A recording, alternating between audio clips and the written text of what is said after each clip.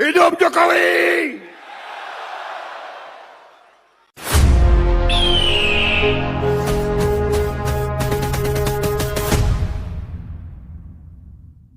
Assalamualaikum warahmatullahi wabarakatuh. Bapak, Ibu, dan saudara-saudara sekalian, sudah lama ruang udara kita yang berada di atas Kepulauan Riau dan Natuna dikelola oleh Singapura. Dan berkat kerja keras semua pihak, kita telah berhasil mengembalikan pengelolaan ruang udara di atas Kepulauan Riau dan Natuna kepada NKRI. Dan ini menambah luasan Flight Information Region FIR Jakarta sebesar 249.575 km persegi. Alhamdulillah, saya telah menandatangani Peraturan Presiden Perpres tentang pengesahan Perjanjian FIR Indonesia dan Singapura. Kesepakatan ini merupakan langkah maju atas pengakuan internasional terhadap ruang udara Indonesia, yang sekaligus meningkatkan jaminan keselamatan dan keamanan penerbangan, serta bisa meningkatkan pendapatan negara bukan pajak. Dan hal ini bisa menjadi momentum untuk modernisasi peralatan navigasi penerbangan dan pengembangan SDM Indonesia. Terima kasih. Wassalamualaikum warahmatullahi wabarakatuh. Baik Pak, untuk pertanyaan pertama, apakah manfaat perjanjian FIR yang baru ini bagi Indonesia Pak?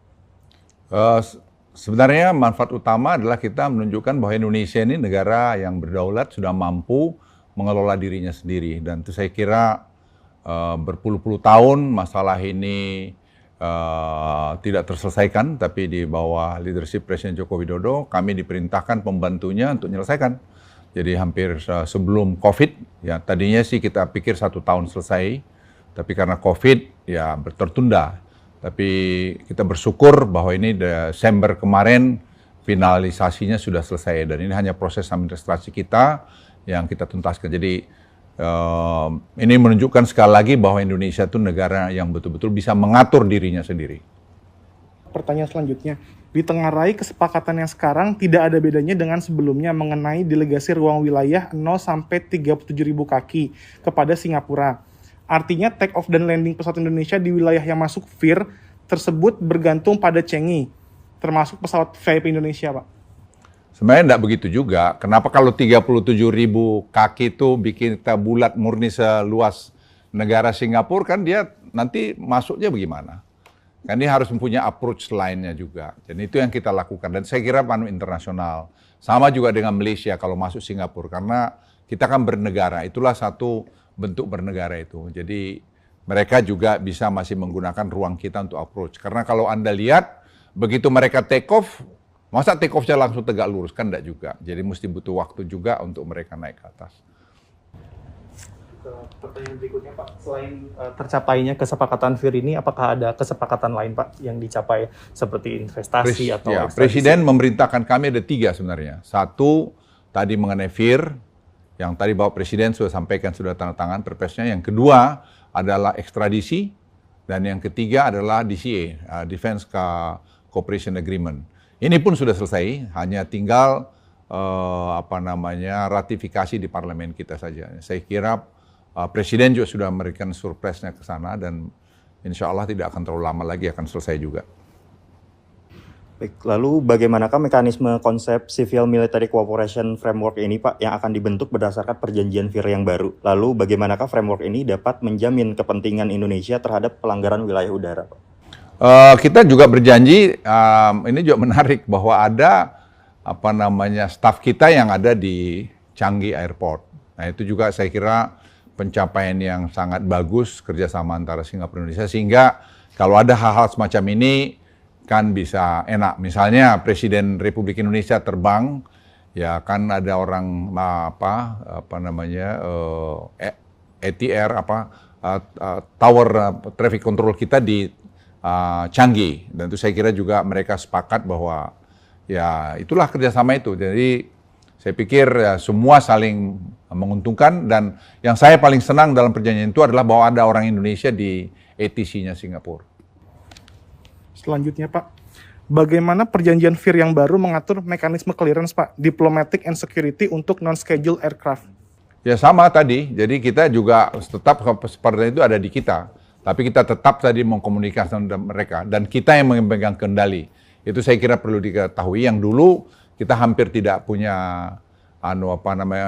kendali di situ. Sekarang kita, tapi ya saya kira kerjasama untuk karena safety security seperti Bapak Presiden sampaikan, kita akan train manusia kita, perbaiki angkatan kita, dan itu tadi Bapak Presiden sampaikan akan menambah penerimaan negara juga nanti dari pengontrolan ruang udara di situ. Kemudian Pak, perjanjian FIR yang baru ini apakah ada pengaruhnya terhadap perjanjian Indonesia-Malaysia tahun 1983 tentang pemberian koridor laut dan ruang udara yang di atasnya untuk lalu lintas pesawat udara Malaysia di antara Malaysia Timur dan Barat? Sekarang sudah oleh Pak Menteri Perhubungan sudah dibicarakan, dan saya lihat tidak ada masalah. Ya tadi nuansa ASEAN, ya nuansa Indonesia-Malaysia, ya saya lihat tidak ada masalah. Jadi nanti mungkin Pak Menteri Perhubungan bisa nambahkan mengenai itu. Saya tambahkan, proses ini adalah proses yang panjang, dan dengan leadership dari Pak Presiden Jokowi, Singapura dan Malaysia itu memberikan ruang pada kita untuk diskusi. Dan diskusi kita lakukan lebih dari 60 kali, dan diskusi itu bicara mengenai teknis. Dalam hal Malaysia, memang ada perjanjian antara Indonesia dan Malaysia, kita memberikan koridor. Sebagai satu sahabat, tentu kita memberikan ruang antara negara Malaysia dengan suatu ruang. Dan kesepakatan ini juga kita lakukan two-parted, Indonesia-Malaysia, Indonesia-Singapura, dan kita juga lakukan tripartite, sehingga semua kesepakatan ini didasarkan pada suatu kesepakatan. Setelah Pak Presiden menandatangani PP, maka ini akan berlaku, dan ini memang dinanti oleh semua pihak, dan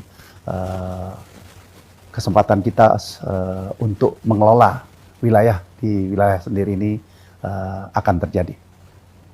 Lalu bagaimanakah perjanjian FIR ini Pak untuk mengatur atau membuka arah peraturan penentuan formulasi navigation charge? Dan siapa yang akan menjadi charging authorities-nya untuk bagian FIR Singapura yang merupakan wilayah udara di Indonesia Pak? Jadi kita memang akan melakukan koordinasi ini. Tadi apa yang disampaikan oleh Pak Luhut, maka safety menjadi suatu kepentingan yang utama. Tetapi juga seperti Pak Presiden sampaikan, kita mendapatkan charging untuk navigasi. Dan oleh karenanya nanti Airnav akan berkoordinasi dengan ETC atau traffic control yang ada di Singapura, dan kita mendapatkan kemanfaatan itu. Ya, selanjutnya Pak, dalam pasal 28 Konvensi Chicago 1944 diatur bahwa negara yang apabila merasa dirinya sudah mampu bisa menyediakan layanan navigasi udara di atas wilayahnya. Kemudian Aneks 11 juga memberikan ketentuan bahwa apabila tidak mampu maka dapat didelegasikan. Lalu pertanyaannya adalah, sebelum dibuatnya perjanjian FIR ini Pak, apakah sudah dilaksanakan penilaian diri atau self-assessment kemampuan teknis dan SDM Indonesia? Apakah sudah dilakukan? Kemudian apakah hasilnya nanti akan dipublish begitu? Kemudian faktor apa saja Pak yang dari self-assessment tersebut yang membuat Indonesia perlu lanjutkan atau perlu pendelegasian bahkan sampai 25 tahun ke depan Pak?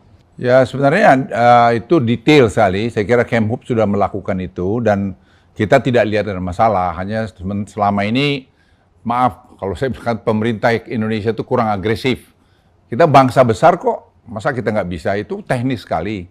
Dan orang-orang kita saya lihat di Dirjen Perhubungan Udara itu sudah sangat qualified. Jadi ini as a matter of waktu, dan itu ada transisi juga akan berjalan. Dan tadi Presiden sudah memerintahkan kita akan perbaharui alat-alat tercanggih kita, sehingga kita pun tidak akan ada masalah situ. Jadi saya berharap bahwa ini dalam waktu tidak terlalu lama sudah bisa selesai. Saya tambahkan sedikit bahwa navigasi Indonesia adalah navigasi yang sama baiknya dengan yang ada di luar ya. Nah ini terbukti bahwa bukan di daerah situ saja kita mengontrol daerah Jakarta, FIR Makassar, dan itu bisa berjalan dengan baik. Jadi bahwa itu terjadi suatu pelimpahan dengan serta-merta kita bisa melaksanakan itu. Dan kita sudah mampu, dan IQ juga memberikan suatu apresiasi pada kita, satu negara besar yang mengelola jumlah pesawat yang besar dan mampu dengan baik. Apakah dengan pertentangan komitmen perjanjian FIR tersebut dengan pasal 458 Undang-Undang Penerbangan akan direvisi, Pak?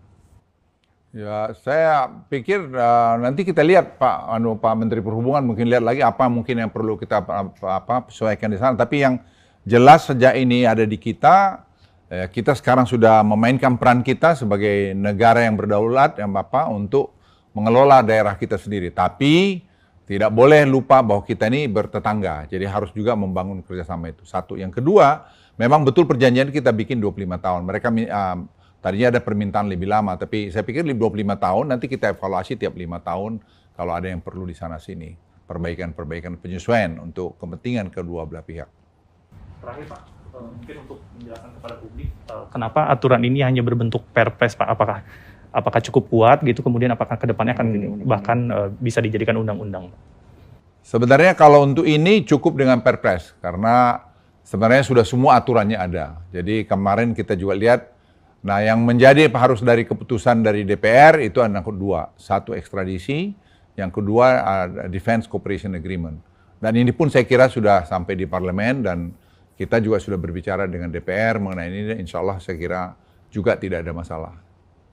Jadi ini saya pikir kalau boleh saya laporkan, ini adalah keberhasilan pemerintah ini untuk menunjukkan lagi bahwa kita bisa bekerja dengan dunia internasional. Jadi tidak kaku, tapi kita juga tetap tidak ingin kedaulatan negara kita itu juga sepertinya tidak jelas. Seperti misalnya DCA, ekstradisi saya pikir sangat penting dan Presiden menekankan pada kami untuk ini betul-betul dilakukan. Karena kita tidak mau orang yang lakukan kejahatan atau korupsi di tempat kita berlindung di tempat lain.